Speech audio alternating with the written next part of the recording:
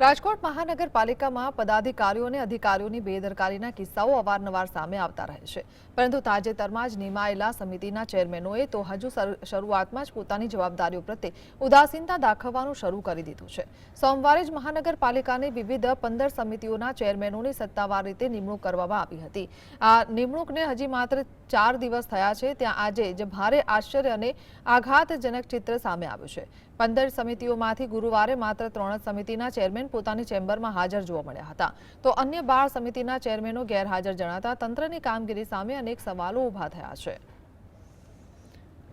ચેરમેનોની જ્યારે નિમણૂક થઈ ત્યારે સંકલનની બેઠક હતી। નવા ચેરમેનો આદરણીય મેયર સાહેબ, શહેર પ્રમુખ શ્રી માધવભાઈ, ત્યારે જ એમને સૂચના આપવામાં આવેલી હતી કે આપની ચેમ્બરોમાં ખાસ વધુમાં વધુ આપની હાજરી હોવી જોઈએ, જેથી કરીને અરજદારોને આપની સેવાઓનો લાભ મળે।